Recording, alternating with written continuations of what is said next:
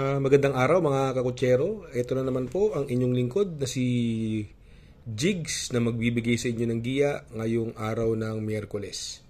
Bumabagyo po ngayon, no? Hindi natin malaman kung matutuloy ang karera. Sana matuloy po. Para may mapaglibangan naman tayo. At itong aking giya ay purely review and analysis ko lamang at walang halong information. Please support my new channel. Itong new channel ko, pakisupport naman po. Please support my new channel, ang giya at analisa ni Paring Jigs. Ako'y makikisuyo lamang na pakisubscribe po. Maraming salamat po. Ngayong araw po, no, meron po tayong 7 magagandang karera, no, at ang racing time po natin ay magsisimula ng alas 5 ng hapon. Simulan na po natin. Race number 1, dito po magsisimula ang winner take all. Pilracom rating based handicap system race, class 5, 5 non-placer. Dito ang distansya po natin rito ay 1200 meters at may 6 na kalahok, but 5 in numbers dahil may coupled entry po tayo, yung numero 1 na si Full of Alibi coupled with West Facol. Dito, no, ang tingin kong magiging senaryo po ay sa tingin ko kung maglabas lang po yung numero 4 ng Panday Pira, palagi ko ito ang mauuna rito. Sa tingin ko wala naman kasi masyadong mabilis, although 1200 meters, sa tingin ko pwedeng mapabor. Puro purely stayer or deremate yung mga kalaban niya. Yan sila Full of Alibi, West Facol, Mandot Island, Buenaville at Double Rock. Ang layo po ng panggagalingan. Kaya sa tingin ko, dihado po ako dyan. Doon ako sa numero 4 Panday Pira. Baka sana makaraos po. Papatnubayan po siya ni Isaac Aguila. At sa tingin ko magbibigay ng magandang laban, gumanda lang ang talon yung numero 3 na Manlot Island na sasakyan ni Rico Suson. Kaya dito sa race number 1, ang pili ko po rito, doon ako sa numero 4 Panday Pira. At ang panigundo ko po dyan yung numero 3 Manlot Island. Sa race number 2, dito po magsisimula ang pick 6, Pilracom rating based handicap system race, class 5, 5 placer, split. Distance is 1200 meters. Dito may 8 kalahok po, no. Dito sa karerang ito, tingin ko possible scenario kasi ang mabibilis po dyan si Iron Hook, My Sweet Valentine at Quincy. Although silang tatlo mabibilis dyan, etong Quincy, no, binigay na po kay Jeffrey Sarate, kaya sa tingin ko may panalo po yan.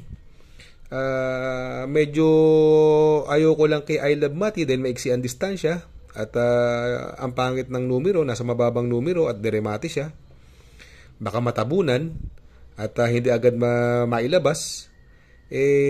Medyo ayoko muna sa kanya. Etong Himanshi, ang baba po sobra sa laban, tingin ko pwedeng mapabor sa kaining may gamay sa kanya niya, si JR de Ocampo. Kaya dito ang pili ko po dyan, doon ako sa numero 8 Himanshi. At ang panigundo ko po, yung numero 6 na si Quincy. Sa race number 3, dito po, magsisimula ang pick 5. Pilracom rating based handicap system race, class 5, 6 to 10 split. 1200 meters is the journey. Dito may 8 kalahok, no. Dito sa tingin ko, possible scenario po.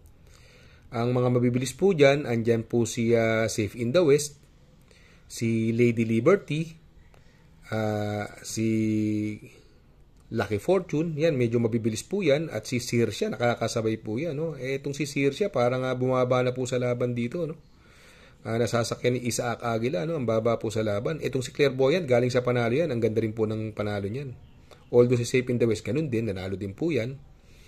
Ito namang si Lucky Fortune, from Tanya Nabarosa, binigay na po kay Patty. Baka tingin ko maganda itakbo nito, although itong kabayong ito, napapabalitang may hagok, pero gabi naman, mukhang hindi naman siya atakihin at makakasabay siya. Sa tingin ko, may panalo po yan, no? Kaya dito sa race number 3, ang pili ko po, doon ako sa bagong baba, nasa sakay ni Isaac Aguila, numero 3, Sirsia. At ang panigundo ko po dyan, yung numero 8, yung bagong palit ng hinete, si Lucky Fortune. Sa race number 4, dito po magsisimula ang pick 4. Pilracom rating based handicap system race, class 4, 28 to 33. Distansya po natin dito is 1200 meters, no, or 1200 meters.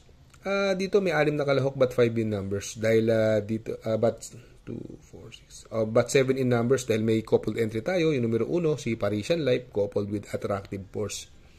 Maiksi ang karera. Maraming mabibilis. Andyan yung Attractive Force, Easy Way, Yana Silver. Ang dramatic po dyan, si Chocolate Thunder at si Full Combat Order. Si Parisian Life, nakakasabay naman po. Pero dahil maiksi ang karera, itong si Easy Way, galing sa segundo po nakaraan to, kay American Paraya. Papatnubayan pa rin ni Uno Hernandez. Sa tingin ko, ito ang mauuna dyan. Ang hahabol po dyan, yung Yana Silver at si Attractive Force. Tingin ko, pwedeng mapabor sa kanya itong karerang to dahil sa distansyang napakaiksi. Yung dalawang uno, parehas may panalo po yan, Parisian Life at si Attractive Force. Parehas sa malaki panalo. At ang isang may tsamba po dyan, yung Full Combat Order, nasa kay ni Pamboy Ponce, gamay niya po yan. Kaya lang, ito sa karera to, dalawa lang ang pipiliin ko. Doon na rin ako sa numero 2 na Easy Way at ang panigundo ko yung numero 1 si Parisian Life coupled with Attractive Force. Sa race number 5, Pilracom Rating Based Handicap System Race, Class 5, 6-10 split. Distance is 1,200 meters, may 8 kalahok. Anybody's race po ito, no? Dito, mga mabibilis po dyan, yung Prince Arman, Skylover, Noble Promise, Little Annie. Ang mga deremate, si Magnolia Ashley, Laughing Tiger, Tulak ng Bibig, and Watch Bell. Itong Skylover, maganda panalo na karaan yan.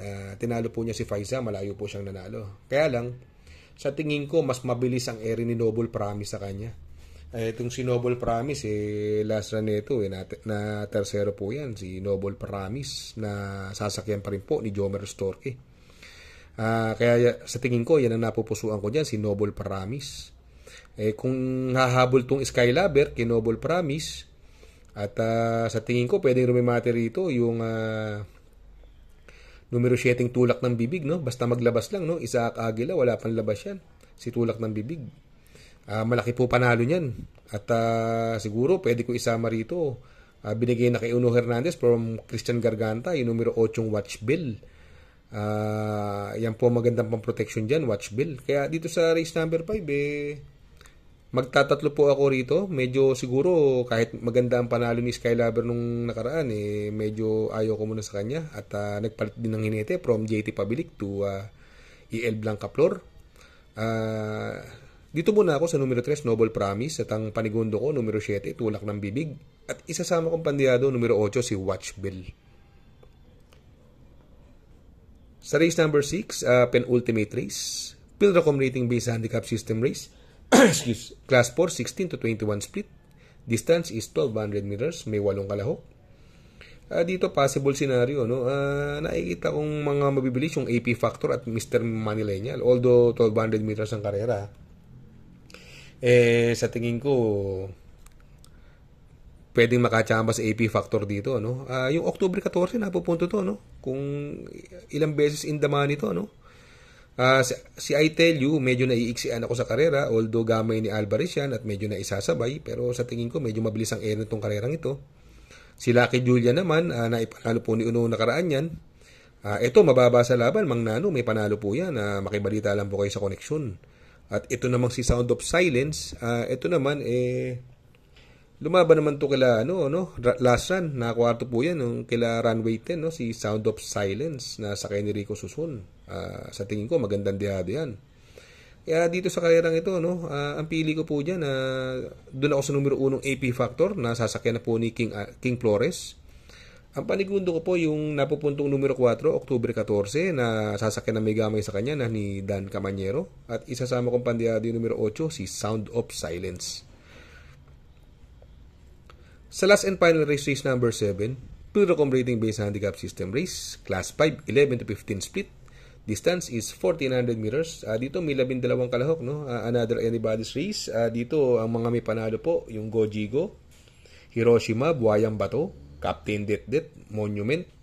Itong Happy Julian, ang ganda ng panalo niya, na. Beautiful Lady, yan ang mga may panalo para sa akin, no? 1,400 ang distansya. Medyo pwedeng makarimate yung mga deremate. Dahil medyo malayo ang distansya, dito possible scenario, pwedeng mauna rito, no? Andyan si I Like This Girl, Tokyo Tokyo Rumba, yan ang mga mabibilis dyan. Pero eto, makakasunod to yung Captain Det, Buhayang Bato. Si Monument, galing sa Panalo po yan. Beating the likes of Tough Feeling and Bonnie Avenue. Baka bumabalik na yung buti. Mukhang nag-uumento na at gamay po kasi yan ni Jomer Storke. Kaya sa tingin ko, yan napupusuan ko dyan, si Monument. Itong si Captain Det, may panalo din po yan. May panalo din po yan, Captain Det, alamin lang sa connection. Itong Buhayang Bato, sasakyan po ni Jordan Guerra na para gumaangan timbang 51. Malaki rin po ang panalo niyan. Ito naman si Hiroshima, nagpalit ng inete. Ngayon si RC Tabor nasakay. Mababa na sa laban. Kilamitin yan at lumalaban. Sa tingin ko may tsamba rin po yan. At yung Gojigo, nagamay po ni JB Guerra. Kaya dito mamimili ako rito. Siguro magtatatlo na ako rito, pero kung may puhunan kayo, para tingnan yan, pwede kayo mag-4-5 dyan dahil anybody's race po yan. Ako mamimili, doon ako sa numero 6, Monument. Panigundo ko, numero 3, si Hiroshima. At sasama kong pandiado, numero 2, Gojigo. Good luck mga kutsero. Sana po matapat ang ating giya. At yung mga nakasunod, sana po ay magsitama po kayo. Ako'y makikisuyo lamang. Paki-subscribe po dito sa aking bagong channel. Please like, subscribe, and hit the notification bell para update kayo sa aking mga giya. Good luck po and happy racing.